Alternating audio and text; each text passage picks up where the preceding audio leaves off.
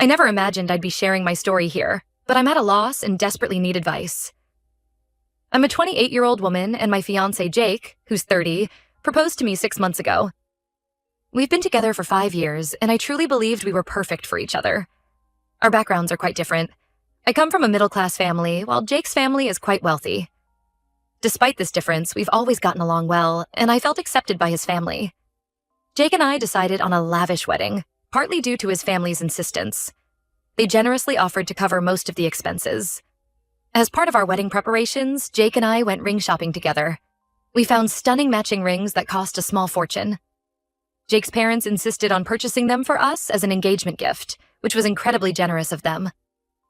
Last week, we hosted a small engagement party at Jake's parents' house.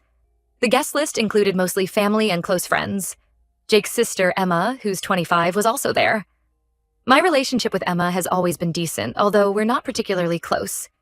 She can be a bit dramatic at times, but I never thought much of it. Looking back, there were signs of tension between Emma and me that I should have paid more attention to. About a year ago, we had a disagreement over a family vacation. Jake's parents had invited us all to their beach house for a week, and Emma was upset that I was included. She made several passive-aggressive comments about how it should be just family, even though Jake and I had been together for years at that point. Jake brushed it off as Emma being Emma, but it definitely created some awkwardness. There was also an incident at Christmas last year. Emma gave me a gift that seemed thoughtful at first, a beautiful scarf. However, I later found out from Jake's mom that Emma had originally bought the scarf for herself, but decided she didn't like it. Instead of returning it, she regifted it to me. It wasn't a big deal, but it did make me feel like an afterthought. Despite these minor issues, I always tried to maintain a cordial relationship with Emma. I made efforts to include her in our plans and always remembered her birthday with a thoughtful gift. I even helped her find an internship at my company last summer, which I thought would bring us closer. However, she quit after just 2 weeks, complaining that the work was too demanding. I felt embarrassed since I had vouched for her, but I tried not to let it affect our relationship. During the engagement party, Jake and I were proudly showing our rings to everyone. People were admiring them, trying them on, and passing them around. The atmosphere was joyful and lighthearted. As the party was winding down, Jake and I decided it was time to put our rings away safely. That's when we made the shocking discovery that they were missing. Initially, we thought someone had simply misplaced them. We asked everyone to help us search. We looked everywhere, under furniture, in drawers, even in the garden. But the rings were nowhere to be found. As time passed, people started to get worried. These weren't just any rings. They were incredibly expensive and held great sentimental value for us. Jake's mom suggested we check everyone's bags, just in case. Most people were understanding and agreed without hesitation. But when we got to Emma, she refused. She became incredibly defensive and insisted we had no right to look through her personal belongings. This immediately raised red flags for me. Jake tried to reason with Emma, but she wouldn't budge. The atmosphere became tense and other family members started to get involved. Eventually, Jake's dad had to step in. He took Emma's bag forcibly and opened it. And there, hidden at the bottom, were our rings. I was in complete shock. I couldn't believe Emma would do this. When confronted, she vehemently denied everything. She claimed someone must have planted the rings in her bag, but it didn't make any sense. Why would anyone do that? And why was she so against us checking her bag in the first place? I was furious. I demanded we check the CCTV footage from the house, as Jake's parents have security cameras installed. Emma protested loudly, but Jake's parents agreed it was necessary. We all gathered to watch the footage, and it clearly showed Emma taking the rings when no one was looking and slipping them into her bag. At this point, I lost my composure. I started yelling at Emma, demanding to know why she would do such a thing. She just stood there, not saying anything. I told Jake I wanted to press charges. These rings were worth thousands of dollars, and what Emma did was theft, plain and simple. But then, to my utter disbelief, Jake tried to intervene. He said we shouldn't be hasty, that it must have been some kind of mistake. He suggested we should all calm down and talk about it in the morning. I couldn't believe what I was hearing. His sister had just been caught red-handed stealing our engagement rings, and he was making excuses for her? Jake's parents seemed torn.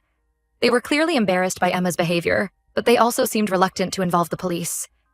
They suggested we sleep on it and discuss it the next day when everyone had calmed down. I was too upset to argue anymore. I took my ring and left, telling Jake I needed some space. He tried to follow me, but I told him I wanted to be alone. I drove home in tears, feeling betrayed not just by Emma, but by Jake too. As I drove, memories of past incidents with Emma flooded my mind. There was the time she accidentally spilled red wine on my white dress at a family dinner, or when she conveniently forgot to pass on a message about a change in plans for Jake's surprise birthday party, leaving me out of the loop. At the time, I had chalked these up to carelessness or forgetfulness, but now I wondered if there was more to it. I also remembered the countless times Jake had defended Emma's behavior, always finding an excuse or a reason to forgive her. He would say things like, "That's just how Emma is," or "She doesn't mean any harm." I realized that this pattern had been going on for years, and I had been too eager to keep the peace to address it. It's been 3 days since the incident. Jake has been calling and texting constantly, trying to smooth things over. He keeps saying we should forgive Emma, that she must have had her reasons. But I can't shake the feeling that this is a huge red flag. If Jake can't stand up to his sister now, what will happen in the future? I'm starting to question everything about our relationship. Was I too blinded by love to see the issues with Jake's family dynamics? Have I been making excuses for Emma's behavior all this time, just like Jake has? And what does Jake's reaction say about his priorities and his ability to be a supportive partner? I keep thinking about our future together. If we get married, Emma will be my sister-in-law. The thought of having to deal with her antics for the rest of my life is daunting. And if Jake can't set boundaries with his sister now, how will he handle it when we have children? Will he always prioritize keeping the peace in his family over standing up for what's right? I'm also struggling with feelings of humiliation. The engagement party was supposed to be a joyous occasion, a celebration of our love and commitment. Instead, it turned into a nightmare that exposed the cracks in our relationship and Jake's family dynamics.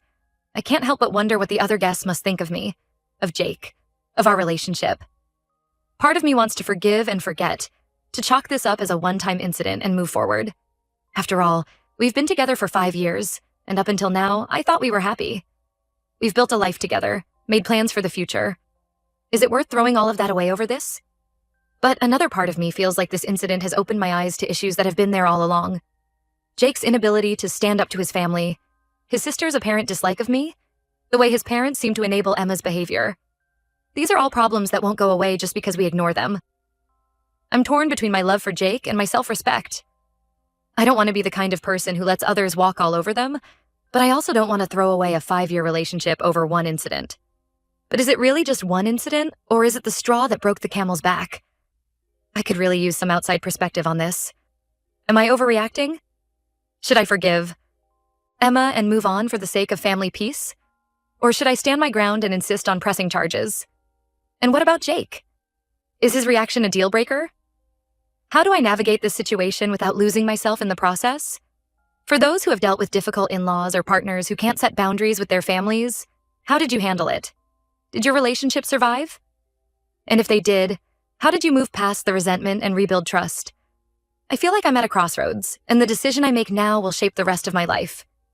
I want to make the right choice, not just for me, but for my future as well. Any advice or insights would be greatly appreciated. Update. I want to start by thanking everyone who took the time to read my original post and offer advice and support. Your words have been a source of strength during this incredibly difficult time. Unfortunately, I have to report that things have only gotten worse since my last update. A few days after the ring incident, I agreed to meet Jake to talk things through. He seemed genuinely remorseful for how he had reacted at the party and promised to have a serious conversation with Emma about her behavior. He assured me that he understood why I was upset and that he would support me in whatever decision I made about pressing charges. I was still hurt, but I decided to give him a chance. We agreed to take a few days to think things over and then make a decision together about how to handle the situation with Emma. I felt cautiously optimistic that we might be able to work through this. However, the very next day, I received a call from my best friend, Sarah. She had overheard something at a local cafe that she thought I needed to know. Apparently, Emma was there with some of her friends, bragging about how she had ruined my engagement. Sarah said Emma was laughing and telling everyone how she had stolen the rings to teach me a lesson for trying to marry into their family. I was devastated. Not only had Emma stolen our rings, but she was now gloating about it publicly. The malice behind her actions was now clear, and it broke my heart. I immediately called Jake and told him what I had heard. I expected him to be as angry and hurt as I was, but instead, he sounded doubtful. He said Sarah must have misheard, that Emma wouldn't do something like that. I couldn't believe it. I told Jake he needed to take a stand for me, to confront Emma about what she had done. But he kept making excuses, saying we shouldn't rely on secondhand information, that we should talk to Emma directly. At that point, I'd had enough. I told Jake that if he wouldn't confront his sister, I would do it myself. And that's exactly what I did. I called Emma and told her I knew what she had been saying. I told her that her behavior was unacceptable and that I wanted nothing to do with her in the future. Emma didn't even try to deny it this time. Instead, she laughed and said I was being overly sensitive. She said it was just a harmless prank and that I should learn to take a joke. When I brought up the fact that she had stolen expensive jewelry, she dismissed it, saying her family could easily afford to replace the rings. I was so angry I could barely speak. I told Emma that what she had done was not a prank. It was a crime. I said that if she ever came near me or my belongings again, I would press charges without hesitation. After I hung up, I called Jake and told him what had happened. I expected him to be outraged on my behalf, but instead he seemed more concerned about keeping the peace in his family. He suggested that maybe Emma was just going through a difficult time and that we should try to understand her perspective. That was the last straw for me. I realized that Jake would always prioritize his family's feelings over mine, even when they were clearly in the wrong. I told him I couldn't marry someone who wouldn't stand up for me, and that I was breaking off our engagement. Jake begged me to reconsider, saying he loved me and that we could work things out. But I knew in my heart that this wasn't just about Emma anymore. It was about Jake's inability to set boundaries with his family and his unwillingness to support me when I needed him most. The past week has been incredibly difficult. I've returned the ring to Jake's parents and moved out of the apartment we shared. Jake's family has been calling and texting nonstop, alternating between apologizing and trying to convince me to change my mind. As I packed up my things from our shared apartment, I found myself reflecting on all the little moments that had led to this point. I remembered the time Jake and I had planned a romantic weekend getaway, only for Emma to suddenly have a crisis that required Jake's immediate attention. We ended up canceling our trip, and I later found out that Emma's emergency was nothing more than a bad date. There was also the incident at Jake's parents' anniversary party last year. I had spent weeks helping to plan the event, but when the day came, Emma took all the credit. Jake said nothing, even though he knew how hard I had worked. At the time, I told myself it wasn't worth causing a scene, but now I see it as part of a larger pattern. I even recalled a conversation I had with Jake's mom about a year ago. She had made a comment about how Emma had always been the baby of the family and how they all felt the need to protect her. At the time, I thought it was sweet.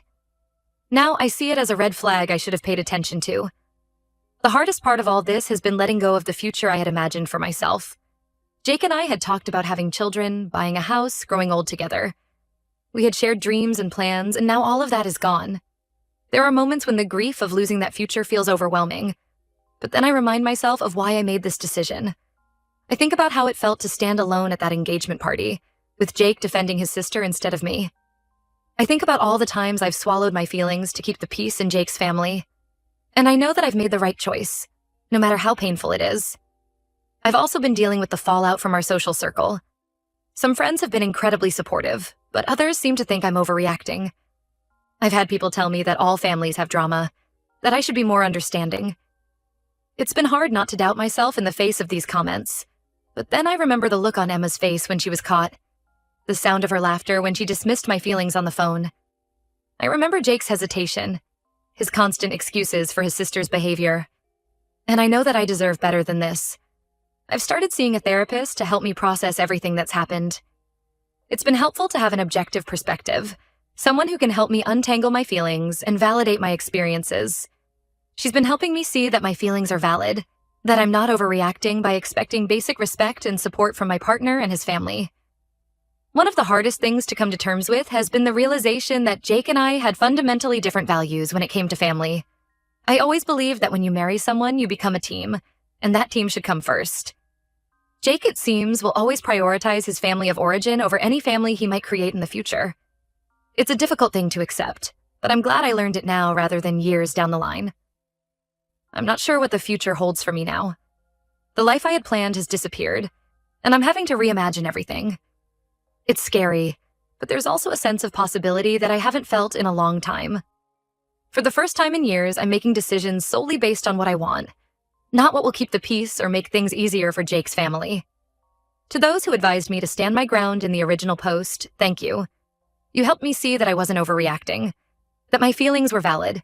And to those who are going through similar situations with difficult in-laws or unsupportive partners, know that you deserve better.